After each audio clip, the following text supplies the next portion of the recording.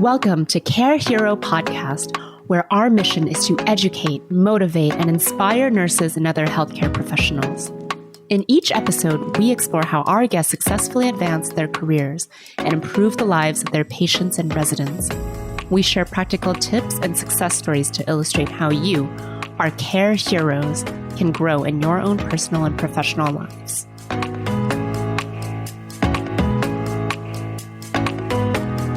Welcome back, Care Heroes. Thanks for joining us for another episode of Care Hero Podcast. I'm your host, Gerard Hernandez. And I'm Martin Hoy.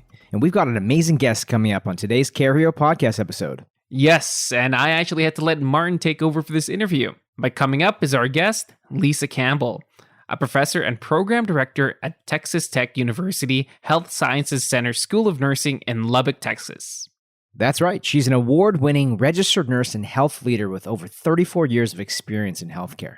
And Lisa has such a wonderful story and fantastic bits of knowledge to share, including the significance of paying it forward, the importance of equality, to remember the simple things, and the importance of staying humble and self-reflecting. Incredible, Gerard. Let's get to it. Welcome to CareHero Podcast, Lisa. Thanks so much, Martin. Great to be here with you today. Glad to have you. We always start off our show with this question. All of our care heroes, including yourself, are superheroes. But if you had to choose one superpower, what would that be and why? Oh, I'm so glad you asked me that. I would fly. I would fly because it would give me a perspective about what's going on in communities from a very high level perspective. I'm often on the ground seeing things in communities, and I'd really love to fly above to see actually communities that are thriving, communities that might need assistance in the thriving. So I'd like to fly and get a 30,000 foot view of communities. And that makes a lot of sense given you're a nationally recognized leader in public health, Lisa. And you've also had over 34 years of nursing experience advancing nursing across the country. Such an impressive and successful career. Could you tell us a little bit more about your life story, your background, and how you got into healthcare? I believe I've always been the person that's wanted to help other people. And I was able at a young age, even in Girl Scouts, to mobilize my fellow troop members to do things that you wouldn't normally consider cool, like, don't laugh, but cleaning out the latrine when you go to camp, okay?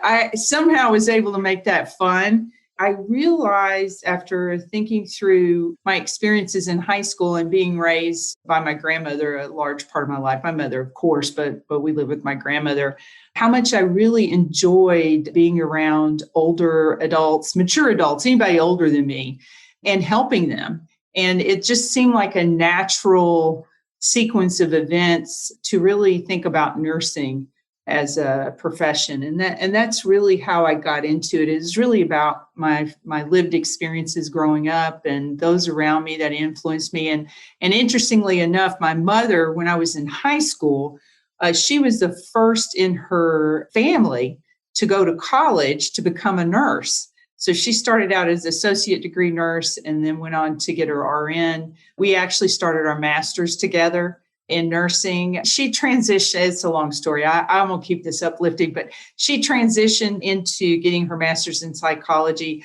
At one point, we actually worked at John Seeley Hospital in the burn unit together. And so that was really, people got really confused. They'd look at us and go, are you guys related? And I'd go, yeah, that's my mom. Yeah. So, yeah, it was kind of cool. And now our daughter is a nurse, which is super cool too. And she's in Portland. Wow. 3 generations. Yes. That's amazing. Yes. That's so glad that you got to work with your mother for a period of time. That's yeah. Most people don't get the benefit or the privilege of being able to work with your mother and doing something that, you both love and enjoy doing. Yeah, it was like really nursing. special. It was really special. Thanks.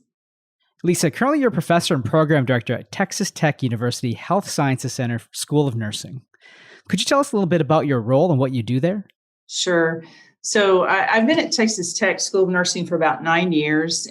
I've been in the program director position for about a year. In my lane, it has to do with the curriculum and all things students.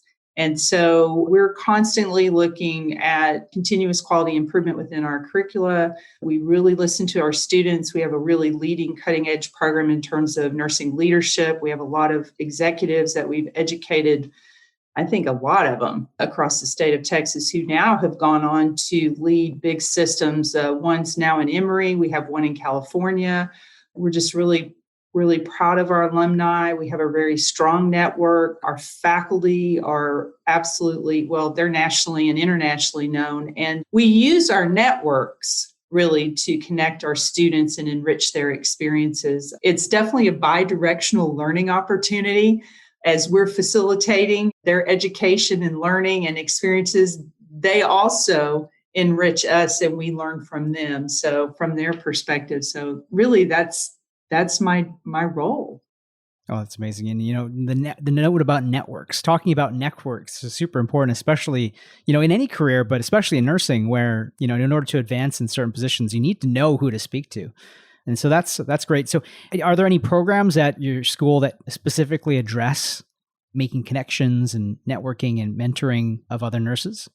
Well, actually, Martin, that's a huge component of the Doctor of Nursing Practice program where I'm program director. In our leadership courses, we talk about that. It's threaded throughout the program. It's actually, if we think about the if we think about the D&P essentials, those are really critical. That's a really critical component of leadership. There is an expectation that students will engage in their professional organizations. They'll push their envelope if they've never run for a elected position in their professional organization or otherwise, or even stepped up to be a committee chair. We really encourage them and we coach them on that. There's a lot of experiential opportunities for them so they then in turn can coach and mentor. I love that saying that Nelson Mandela had when he was imprisoned on Robben Island. Their doctors, lawyers, teachers taught others so that when they got out, everybody was in a better position. And their motto was each one, teach one. So as we teach each student, the expectation is that they will go out and mentor and coach their direct reports or their peers and support them as they move through their professional journey. Each one, teach one. I love that. Yeah. I didn't know that he said that. Yes, he did. I visited actually Robben Island and went into the courtyard where he had buried his manuscript there of his book. And when our guide told us when we visited the prison, she said that that's their motto, each one, teach one. And I think that's a great motto for all of us to take forward, right? So Lisa, back to your work here. Could you tell us a little bit about an exciting day that you had at work? It seems like every day is an exciting day, but one of the most special times for me is in the second year of the students' program. Before they complete the program, we have what's called a Doctor of Nursing Practice Symposium. And students present their Doctor of Nursing Practice projects. And so they can range from anything from quality improvement projects, systems-wide quality improvement projects. One of my advisees actually did what was called an enhanced recovery pathway for women who had cesarean sections to decrease the opioids used in milliequivalents by using these strategies, for example, giving Tylenol and Motrin and early ambulation and removing a Foley catheter early. And Martin, they were able to significantly reduce the amount of opioid use by milliequivalent in that quality improvement project. They were able to get the women up to ambulate quicker and for discharge quicker. And so those are the kinds of systems projects that they present. And to be there on those 2 days to watch our students present, it's a culmination of learning and experience and professional growth. It's so moving. I get really emotional when I'm there hearing that. I mean, and projects like program development and evaluation. We had one student who actually evaluated on the border the management of Zika through mosquito control. He was a public health department director and actually collaborated with CDC on his project and is published. So Yeah, we have phenomenal work by our students, and that's a highlight, I think. I can call that a shining star day. That's a good day. I mean, you see them as they come into the program and you see them grow and develop over the years that they're there. And it must be very special to see the fruits of their and your labor on display at the symposium. I'd say we offer guidance and mentorship and coaching to the students, but they have to be willing to hear it. They all hear it at some level and uptake it. When we're ready, we hear things, right? And so I have to say, they have to own it. And it shows at the end.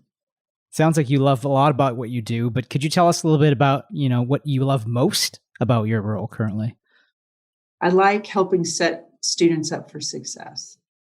And I like collaborating with others because as a former public health department director, that's the only way I got anything done is collaboration. So that's what I really like.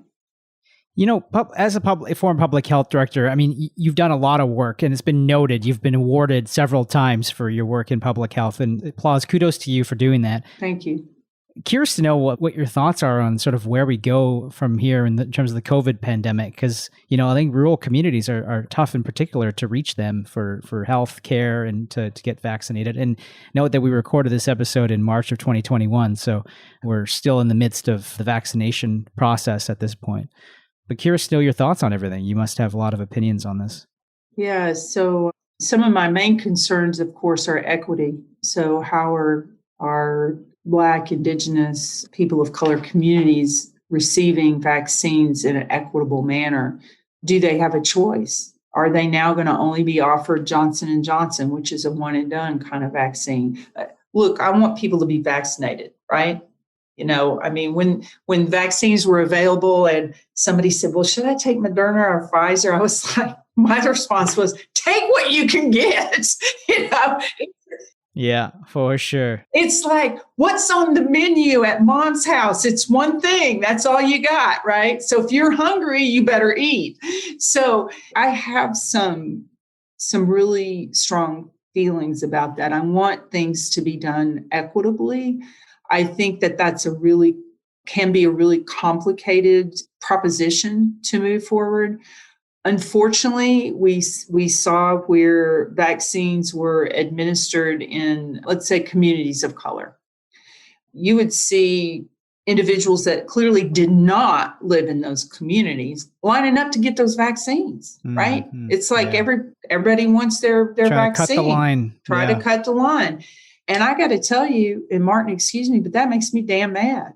I want to see us work through that. How are we doing place-based vaccinations? I said to several colleagues of mine, we need to be going door to door in communities. Like we need to zone them, right? And say, okay, we're going to come out. They're informed. We're going to come door to door. We're going to come at a time because we know people in some communities that are disadvantaged, disproportionately affected, right? Because maybe they're working multiple jobs. How do we do this so it's equitable vaccine uptake?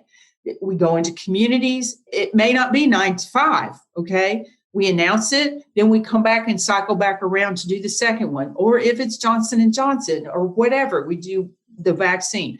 You can do the mobile vaccine. That's exactly what I'm talking about. We have mobile vaccines. You're going to have them prepared. You're going to have to fan out and vaccine people or have people come and you set up tents.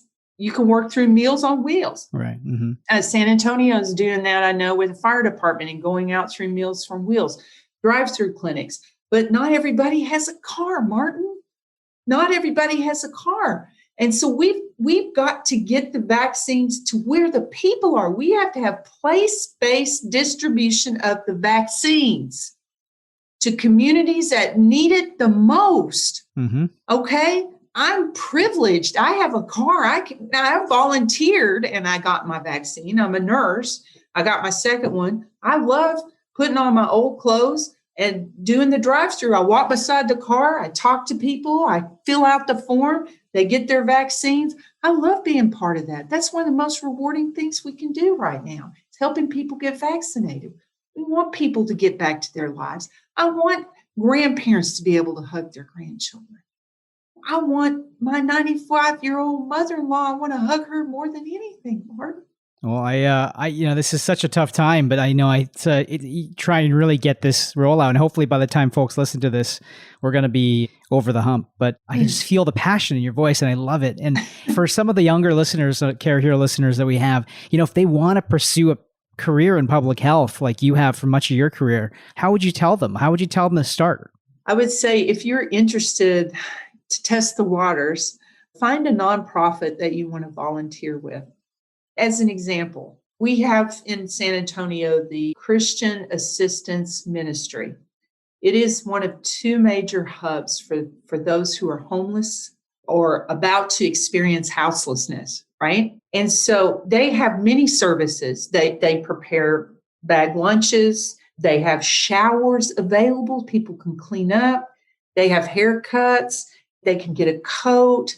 I'm going to help them start and evaluate a program where they can enter people into a HUD system, because you have to be tracked for a period of time to be clearly tracked and logged as homeless.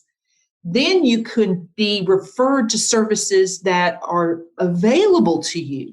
So we're going to launch this program. So if a young person was interested, so I would say any type of area you might be interested in, whether it's the aging population, whether it's through the American Diabetes Association, American Heart Association, a local nonprofit, to sort of look at that volunteer organization, nonprofit, very high, because a lot of things that they do intersects with public health. Now, if they really want to get interested in public health, Martin, I'm going to have to preach just a second. You okay with that? Oh, yeah. Okay. Totally fine. You might have to throw in an amen for me, okay? Now, look, let me tell you, there is one way that we can impact the greatest amount of people around public health, and that is through policy change.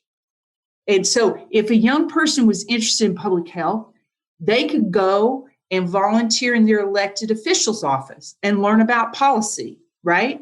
Because one of the three core functions of public health we do, it's assessment. So we're monitoring, we're tracking diseases like they're tracked through the CDC, right? So we can see, is our interventions working? Policy development, right? And assurance. So we want to have a public health workforce that is competent and trained up to be able to meet the needs of the public. But the number one way that we can help people is way upstream with policy development. As example, for your young folks out there, think about seatbelt law. How many people has that saved? Think about smoke-free ordinances.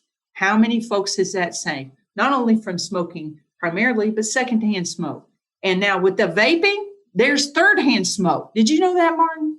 I did not. No. Okay, when that mist falls on a hard surface and you rub your hand against it, that's third-hand smoke. You're getting that on into your skin. Bet you didn't know that. Had no idea. So I'm going to look into that after this. Yeah, I've read some research on it. It's really fascinating. So there's all the immunizations.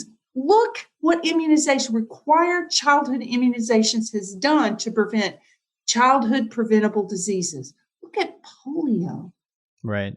I mean, smallpox, all these kinds of things. So if a young person was interested in that, I'd say get involved with your elected official, go volunteer in their office, learn about policy, tag along with their health policy legislative aid, or then go volunteer in a nonprofit organization to kind of see, does this interest you or not? That's what I would say. Very practical. I love that. I mean, you really have to get right in there and kind of take the initiative to just do it, which I roll up your sleeves, Martin. You got to roll up your sleeves. You got to get your hands dirty, and you got to experience it to understand it and discern, is that for you or not? And to me, more and more young folks that I see, I am so hopeful. They are so much about doing something bigger than themselves. Yeah, that's definitely the ethos of today's young people, which is really inspiring. You see that all across the world, but Yes. you've definitely seen that with COVID. We've heard from other guests on the podcast, some of the most interesting COVID-related innovations that have happened in hospitals across the country have been from new nurses, new healthcare professionals that just come in and say, hey, why is this being done this way? It's been a very interesting time to be a nurse, especially a new nurse. Yeah. What is one of the most inspiring or rewarding moments you've had in your career? One of the most inspiring times for me really was when I was a geriatric nurse practitioner and working with family medicine residents, providing care in a residential living center that had multiple phases. So anything from independent living, where individuals could come for meals, they didn't need anything else. They might needed to be driven around, and then all the way to long-term care. One of the women that I was taking care of, I went in with her and one of the residents, and she said to me, I can't remember the Lord's Prayer. Can you pray that with me? And I said, sure, I'd be happy to do that. She said, because I know I'm going to go to the Lord tonight, and I'm not going to be here tomorrow. And so I did, and we stepped out. She wanted a hug, and the physician and I stepped out, family medicine doc and I, and he said, I am so glad you're here. I couldn't recall it. And do you know, Martin, the next day we came in and she had passed. Being a nurse for me is meeting an individual or a community where they are in that moment. And they may ask for something that you never expected. And you just have to be willing to give it if it's available to you to give. That spiritual connection you have with the people, it's that deep and enduring connection you have with some of the people you see and help. That's such a great experience. I'm glad that you had that moment. You'll remember that for the rest of your life.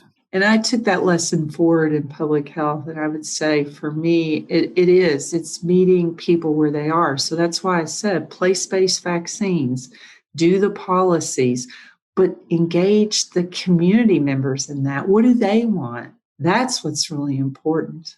How did you stay up to date with what was going on? And as you kind of talk about what you did, how do you continue to do that now as an educator?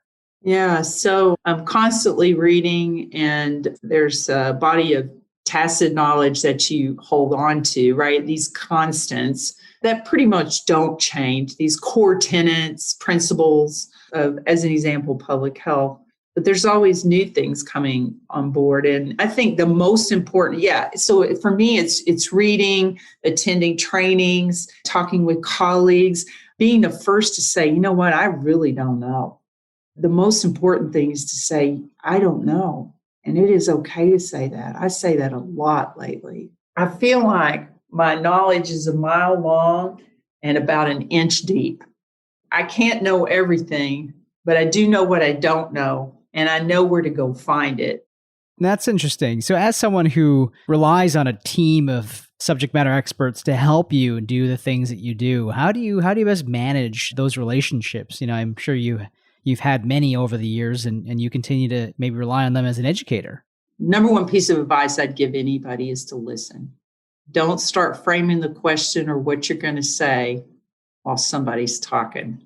There's a great book, I think it's like the 7 steps of a mindful leader. The author did some training at Google. He talks about being mindful and being present, because what I've realized lately is I've been way too distracted with way too many things. And that can mean you need to prune things out of your life so that you can listen, be present, and have more effective teams.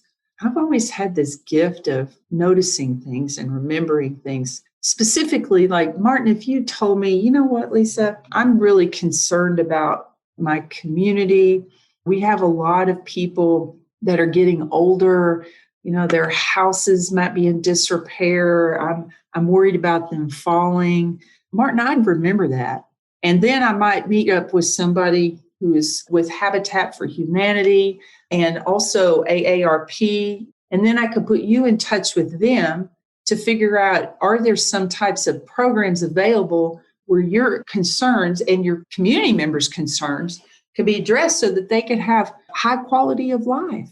How did you get to where you are today, especially factors other than education? So I would pin networking as a big one for you. You're definitely a connector. What else has helped you succeed? Yeah, so I'm incredibly organized, which can be a plus and it can be a negative. So people that are super organized like me, I used to have when I'm in my younger years, like, oh, it's so much easier for me to do it because I'm super organized and it's less people to deal with. Well, you know what the saying is, if you want to go fast, go by yourself. But if you want to go far, go together.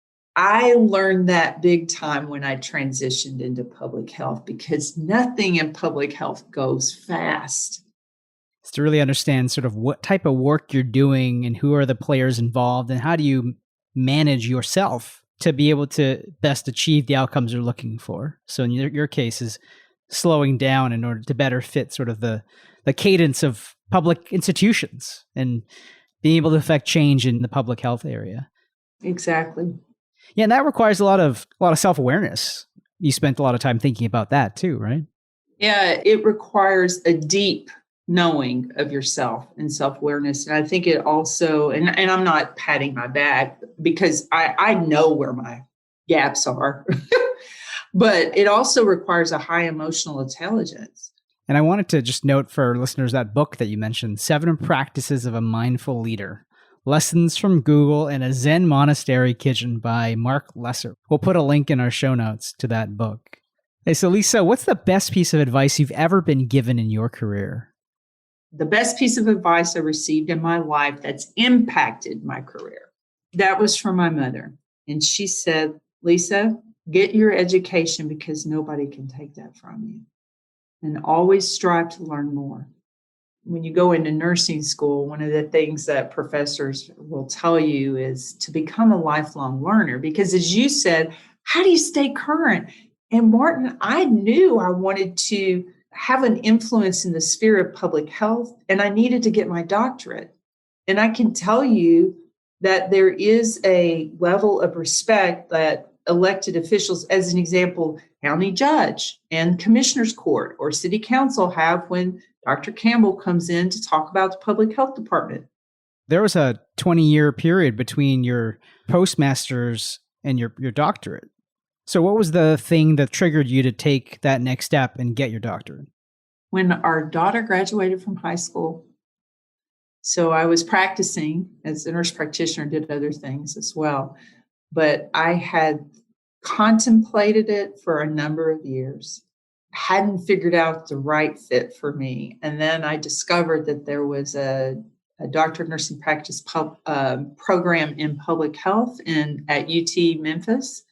And I checked them out and I decided that's what I really wanted to do. And so that's where I went. Public health has always been something I've been drawn to. It just took me a while to get there. Of all your experiences, what's the most important thing you have learned in your career? To really assess the situation and the need in the situation. Don't assume you know what the community needs. You have to meet people where they are.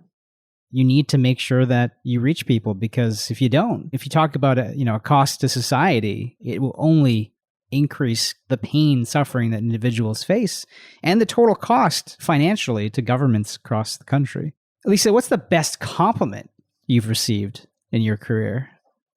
I'll never forget. I'm going to use this name because he's okay with that. I know. So when I was public health department director, Commissioner Danny Garcia said to me one time, he said, Lisa, you're like the mother of our community, taking care of us. And I thought, well, golly, I'd never really thought about it that way. But I guess that's a pretty good analogy.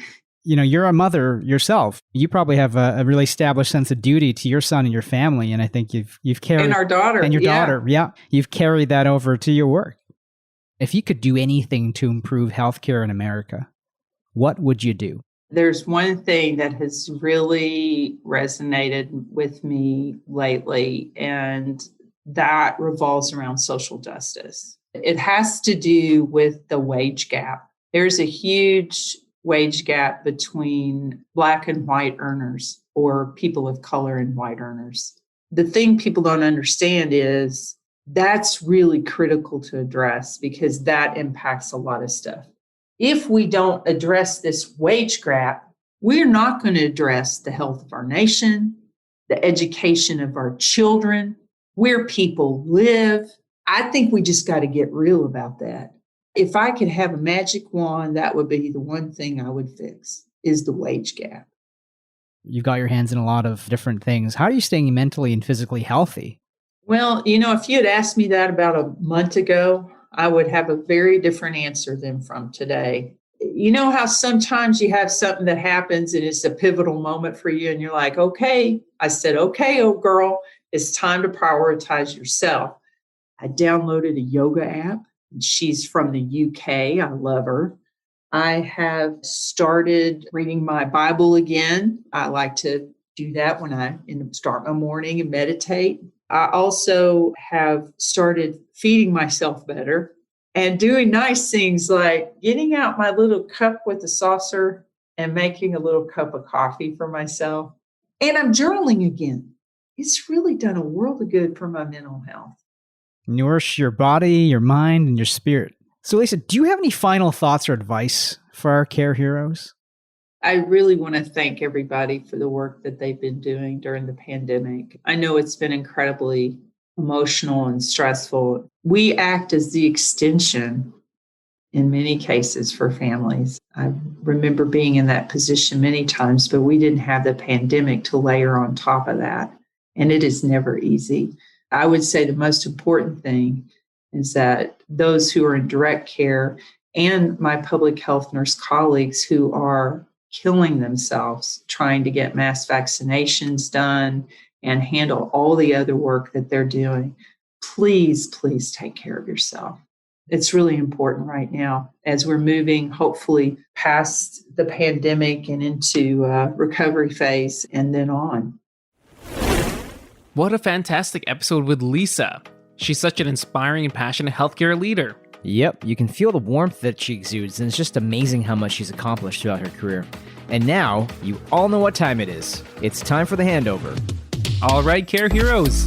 Here are our top takeaways from this episode. Pay it forward. Don't pass up opportunities to help those around you whenever you can. Don't forget that we are all human beings and we all deserve to be equally treated with kindness and respect. Always remember that the simple things in life can also be the most meaningful and significant. And also, stay humble and make time to self-reflect. No one knows everything and has it all figured out. Reach out, ask questions, and always continue to learn and grow along the way. Incredible. We also want to thank our Care Heroes for listening, and don't forget to rate our podcast on your favorite podcast app. If you want a shout out on a future episode, just visit careheropodcast.com. Go to the Contact Us page and submit your name, role, and location for a shout out on a future episode. You've got that right, Martin. Now it's time for some shout outs. We want to give a shout out to Colin, a registered nurse from Denver, Colorado, Jessica, radiology technologist from San Jose, California, and Oliver, a medical doctor from New York City. All right, Care Heroes, thanks for stopping by and joining us on today's show. We'll catch you next time, same Care Hero time, same Care Hero channel. Thanks for listening to Care Hero Podcast. Don't miss out on future content. Hit subscribe and rate us in your favorite podcast app. Also, remember to visit us at careheropodcast.com to send us your feedback, sign up for the newsletter, and nominate a Care Hero to be interviewed on a future episode.